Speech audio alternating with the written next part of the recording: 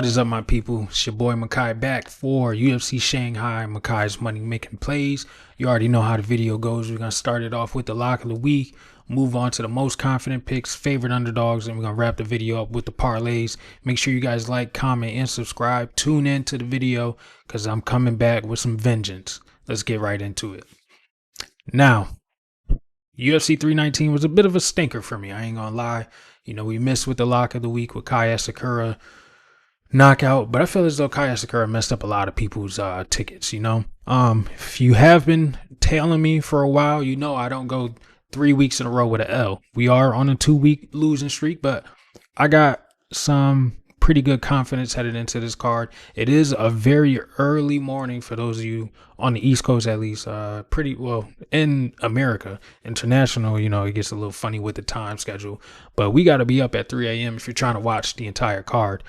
3 a.m. is going to be a little bit of, you know, a stretch. I'm going to watch the card, don't get me wrong, but I might, you know, be watching with my eyes closed for some of the fights. I'm going to have to do a little bit of rerun, but I did do my homework on this week's lock of the week. I'm super excited for it. I do think there's some very good fighters that were tossed into the consideration, and, you know, they may appear in the video, they may not, but I definitely like who I'm targeting this week. I really think this guy's going to win, and I feel as though he's the better fighter. I don't want to give it away, but let's get straight into the lock of the week.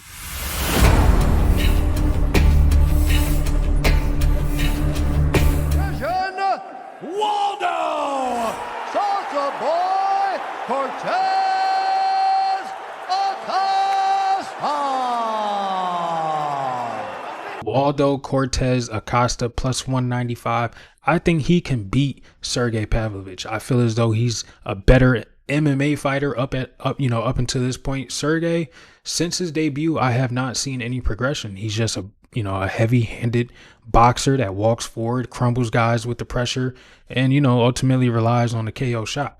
Waldo Cortez, I have seen the progression in his fight style. When he first, you know, debuted, he was just a brawler, boxer. You know, he does come from a professional boxing background. Wasn't really that successful, but he did, you know, make the transition into MMA, and he has taken on various different martial arts. When I look at Waldo, you know, he's more evolved, honestly, in the striking. I think he can incorporate the leg kicks against a heavily planted striker in Sergey, he's going to rely on that lead leg a lot. If you look at the Volkov fight, Volkov was tagging that lead leg and he was unable to really set up any of his power strikes. Volkov was also moving a lot, which is something that Waldo Cortez is also really good at doing. Has very good footwork for a guy of his size. His head movement is pretty good too. We saw him avoid big bombs from Sergey Spivak last time out, and he won that decision that I told you guys he was going to do. Got him as an underdog last time too. Wasn't the lock of the week, but he was a very sneaky underdog confident pick for that card. His head movement is definitely going to be key in this fight against Sergey Pavlovich, who likes to rip big shots, big overhands, relies on the hooks. But I don't think he's going to be able to. I know Sergey has the reach advantage, but he's not going to be able to come forward and just rely on those big hooks. Waldo Cortez, that's something that he's seen from Sergey Spivak. He was able to avoid most of them. And if he did take a few shots, he's able to eat them as well. Does have a really good chin on him. He rips to the body better than any heavyweight that I've seen so far. Maybe, you know, Cyril Gane could be tossed into consideration with that teep to the body that he was tearing Tai Tuivasa up with. But Waldo does rip, you know, boxing combinations to the body as well. The leg kick is going to be there. He's going to be able to move outside the octagon with the bigger ring out in Shanghai as well. I think Waldo could win a decision, but I would not be surprised if he's able to get like a flash knockout similar to what Tom Aspinall did. I know it was on short notice, but I just see the similarities in the way that Tom, let me not get carried away. I'm not saying Tom and Waldo are, you know, the same fighter, but the way that Tom was able to rip his combination real quick, head movement, get the jab, get the shots out really quick and be out of the pocket for Sergey to respond. I feel as though that's something that Waldo Cortez Acosta is definitely capable of doing. I really like this price tag on him, plus 195. I do see it coming down. He was a bigger, you know, underdog earlier in the week, but plus 195 is very good, solid value on Waldo Cortez for this week's lock of the week. I do strongly believe he can win the decision. I don't think he's getting put out by Sergey Pavlovich, who last time out he fought Jairzinho Rosenstrike. Did do a little bit of grappling, but Jairzinho Rosenstrike has not developed his fight style since we've seen him, honestly. And that's what, ultimately led to him getting the boot from the UFC. He's been stagnant his probably last 4 or 5 fights, honestly. And then he went up against Volkov, got picked apart. They were former training partners, as one side says they really weren't, but the other, Volkov was saying that they trained together for a majority, of a couple fight camps. I think he said he helped him out with the Derek Lewis fight camp, and you know what, Sergey did Derek Lewis. But Volkov was on that bicycle, does have shorter arms despite being, 6'7" in the heavyweight division, was moving very well, incorporated the leg kicks, the kicks to the body, things of that nature. I see that in Waldo Cortez Acosta, and his past 3-4 fights, he's been making the evolutions, the knockout over Ryan Spann, the decision over Sergey Spivak. Waldo Cortez is looking better and better every time that I see him, and I can't doubt him here either.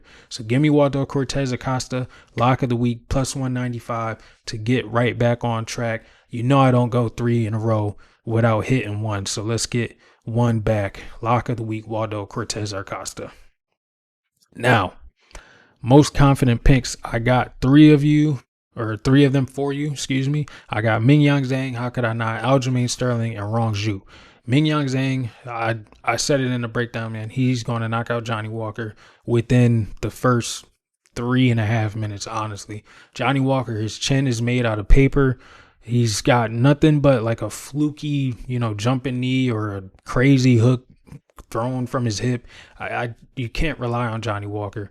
And also, I'm not going to jinx myself, but Brazilians have been 0-11 in main events so far this year, or however far back it's gone. I don't think Johnny Walker will be the guy to, break that record. It would be some crazy shit if Johnny Walker does, but I don't see him, with that bad of a chin and his striking against a Mingyang Zhang, who's a solid striker all around. He can also wrestle and submit you. I think Mingyang Zhang is just done within the first round. Aljamain Sterling. Now, like I said on the breakdown video, this is a 5-round fight. I do believe Aljamain Sterling is wrestling is going to be way too much for Brian Ortega. I don't see Brian Ortega throwing up a triangle from bottom. Aljamain's jiu-jitsu is pretty sound defensively and offensively as well. We saw what he's able to do against, Calvin Kattar. The scrambles with Movsar Movsar, whatever, were pretty, insane. Movsar doesn't really pose a finishing threat, but still for Aljamain to, scramble out of bad situations the way he was able to, very impressive. Ortega's wrestling is not nowhere near the level of, Movsar or Aljamain. Aljamain up at 145 is a completely different fighter too. I know his striking isn't the best, but he does throw pretty good kicks to set up his shot attempts too, which is another factor in this fight. I do say Brian Ortega is probably the better boxer on the feet, but I don't see this fight lasting in the boxing range for too long. I do think we're going over 2.5 rounds, definitely over 3 rounds. I definitely think it's going to be a Aljamain Sterling decision, probably. I'll give Ortega a round, maybe 2 rounds. He's going to have to get started early because I see Aljamain being on that pressure early. Brian Ortega, we don't know what version of him we're getting. He was supposed to move up to lightweight. Now he's not. Was he, preparing for a lightweight fight? Now he's dropping down to 45. It's too many red flags around Brian Ortega, who constantly says that he's improving as well, but I have not seen a better version or different version from Brian Ortega since the Volkanovski fight, since the Max Holloway fight. Well, since the Volkanovski fight. I know he got that finish over Yair, but he almost got starched in the very first round. Diego Lopez knocked him out, then woke him up with the second shot, and I just can't count on Brian Ortega at this point. You know what I'm saying? So I like Aljamain Sterling minus 270 for him as well. The line is starting to drop a little bit, so pretty good, parlay piece too. And then I like Rong Zhu against Austin Hubbard. I feel as though he's going to have the speed advantage, the striking advantage. Do believe he's going to be able to avoid majority of the wrestling exchanges, and I think he gets a pretty decisive decision in that fight too.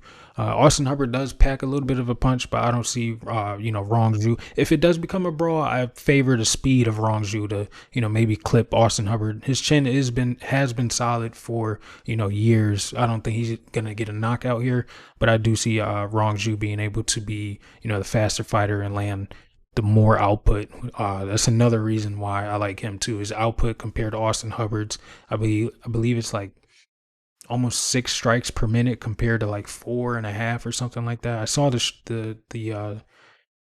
stats earlier. I could pull them up, just so I'm not talking out of my arse for you guys.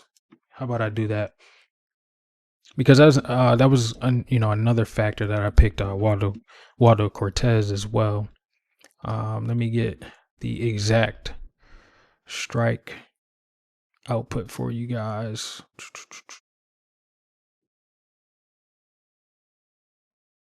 Okay, so where are we at? Rong Zhu.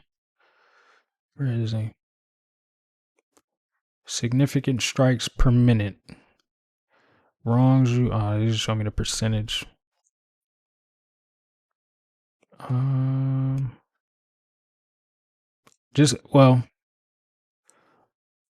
here it is. Okay. Yeah, landed per minute. Rong Zhu 5.9 and Austin Hubbard 3.87. So I gave him, 0.6 strikes per minute, and he's still not even close. Waldo versus Sergey. Waldo significant strikes damn near 6, and Sergey is at 4.5. So a lot of volume from Waldo, a lot of volume from Rong Zhu. I do believe both of these guys get a decision victory.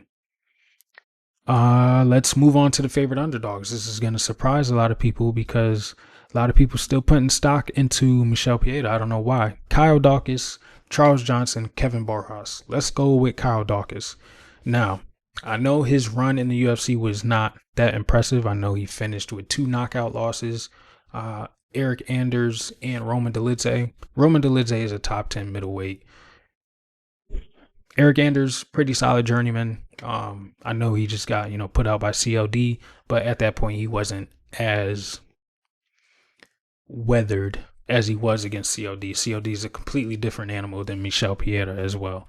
Now, Michel Pieta, I feel as though Anthony Hernandez took his soul. If you look at that fight, he started super hot. Did have Hernandez not necessarily in trouble, but cautious to start, and then he ultimately gassed out in that first round. That was completely crazy. Then we can wipe that away because Hernandez is damn near 1 fight away from a title. That fight with RDR, we're going to talk about that later too.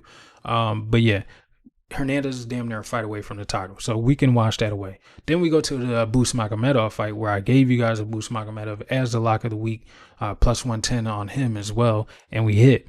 Abus and Michel Pieta both had gas issues heading into that fight.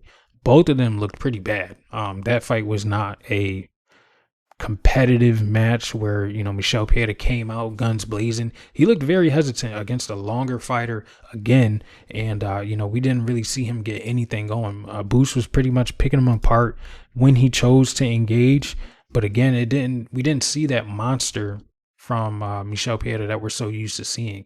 So now I'm really concerned about where is Michel Pieta's head. He's normally running through a lot of people. Before those 2 losses, he had the submission over Ihor Potieria, submitted Mikhail Olejniczuk, and then before that, he knocked out Andre Petroski, who's been pretty durable.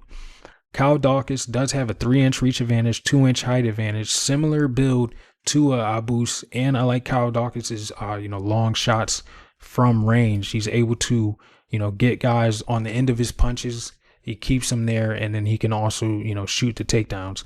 I'm not saying he necessarily takes Michel Pieta down, but the threat of that with his, newfound favorite submission, the Darce, his nickname is the Darce Knight. It's a solid threat to Michel Pieta. I don't think Michel Pieta is, not that he's old or anything, but turning back the clock and just going to come out and demolish Kyle Dawkins. Now, if he does, hey, he's back into consideration for solid matchups, but I just don't see the monster in Michel Pieta that we're so used to seeing. Last time out, I watched his interviews very closely before I decided to pick Abu Magomedov, and he was just talking about a bunch of nothing. They were asking him about the fight, and he's talking about like horses and donkeys and stuff like this. And I'm just like, I don't know where this guy's head is, so I can't pick him here. And he's so heavily priced. I think he's like minus 280 somewhere around there against Kyle Dawkins, who's very motivated, excuse me, to make his run back into the UFC. And this is a short notice fight, but he's been preparing for a fight later this month, and he's also been training very well. He looks better than ever. I think Kyle Dawkins with the new motivation. I think this is going to be a hard fight. I don't think he finishes Michel Prieto like that or anything like that, but I do think he can compete. And I like his story right now. So I do like Kyle Dawkins plus 220. Michel Prieto is minus 260. I think he's capable of winning. So give me Kyle Dawkins to lead the favorite underdogs. Next up, this is my most confident underdog other than the lock of the week. I was definitely, picking between the two of these guys. Charles Johnson plus 165. I am a huge Charles Johnson fan. Even before I met the guy, he's super cool, super chill. I met him at UFC Atlanta.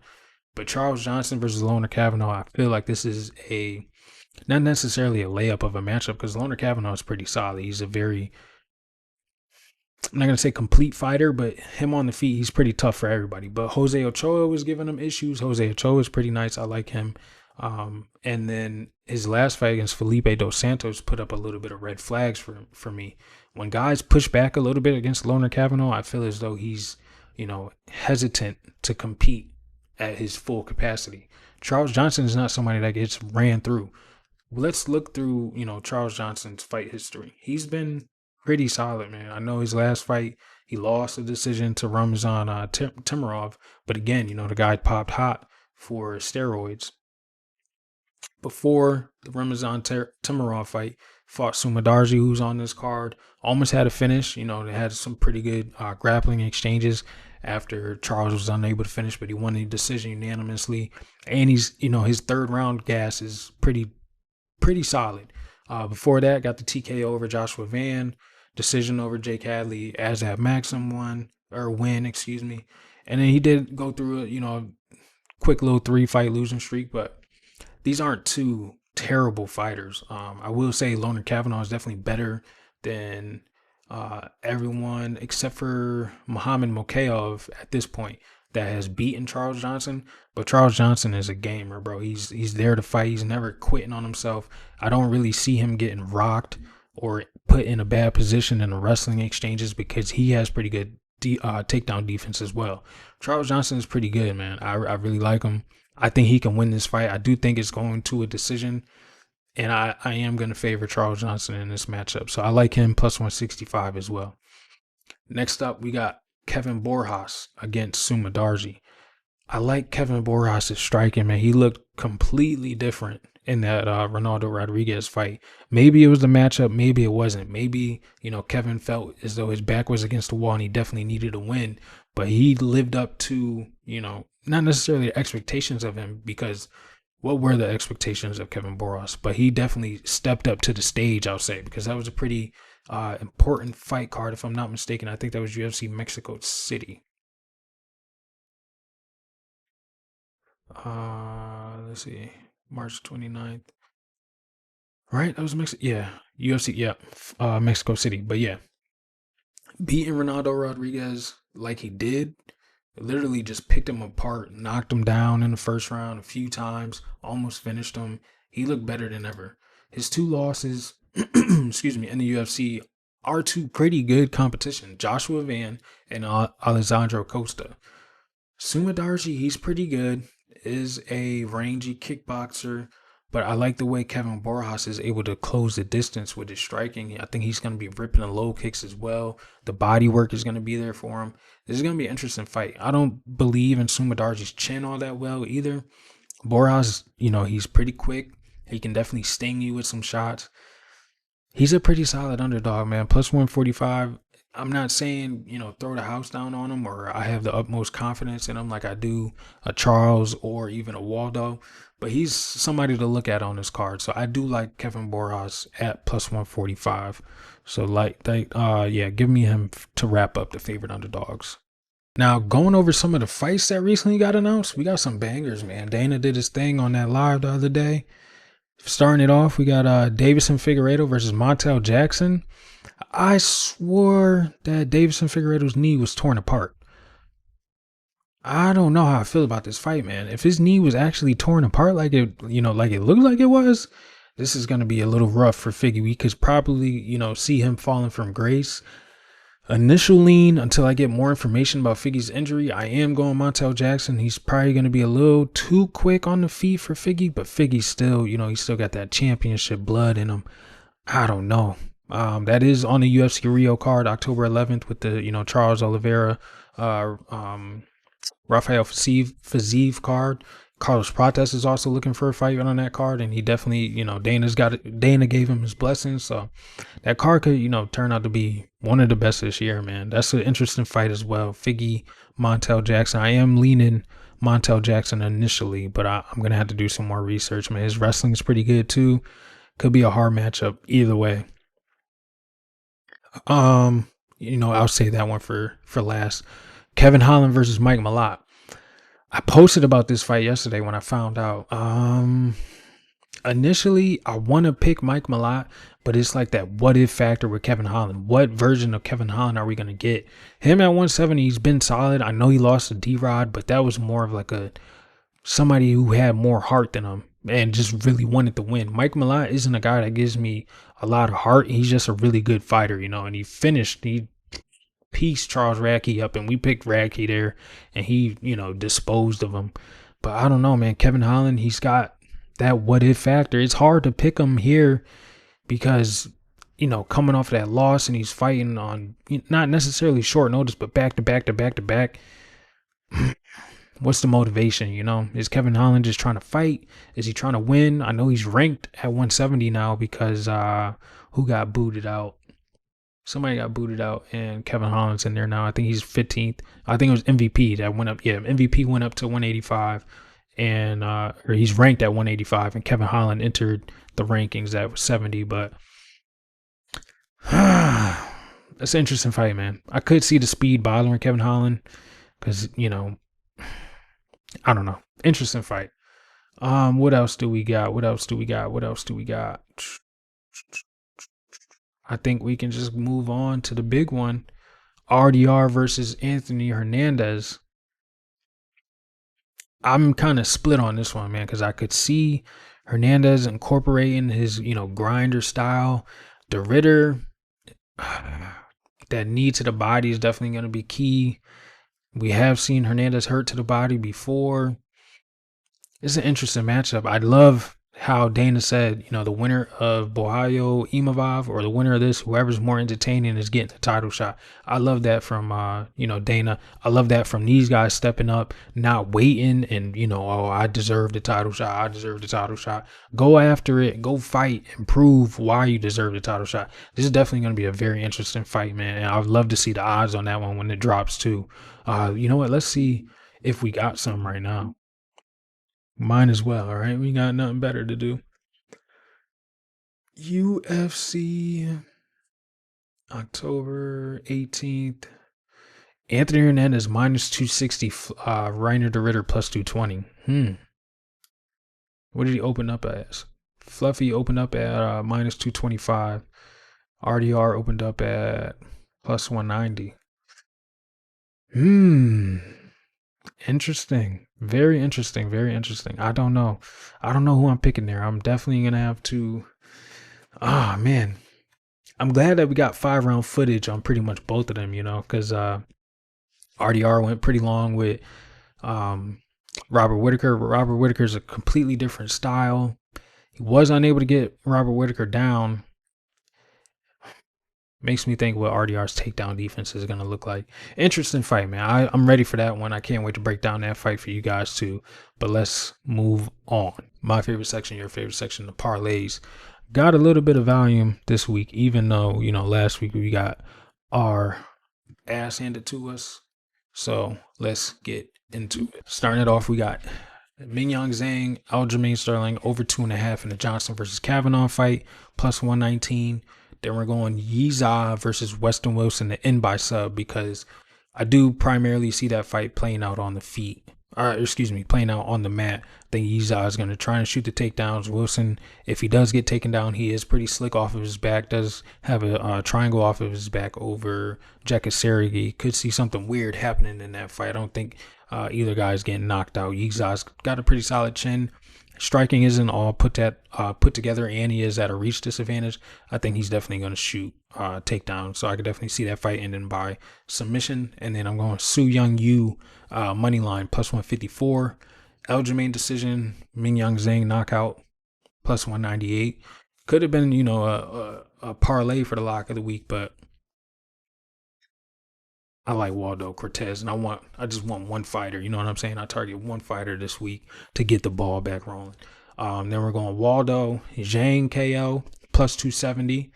Really like that. Aljo Zhang KO Charles Johnson moneyline plus 423. Charles Johnson and Waldo, that's real doggy style right there, plus 650. And then we're going Zhang KO Waldo Charles Johnson big three plus 980. I think we're getting right back on the, good track this week. Early card, a lot of weird things can happen. A lot of weird things to play into our favor as well. So I do like these plays. I love the lock of the week. I like the favorite, underdogs, the most confident picks. I got a good feeling about this card. Let me know in the comments what you guys think. If you're, rolling with me with the salsa boy, if you're trying to salsa dance up at 3-4 o'clock in the morning with me, drop it in the comments, man. Shout out to Waldo Cortez Acosta because we getting it done this weekend and we getting back in the green zone with another underdog lock of the week. Let me know what you guys think. Appreciate you all for tuning in. Make sure you like, comment, and subscribe. And I'll see you guys for the weigh-in recap. Peace out.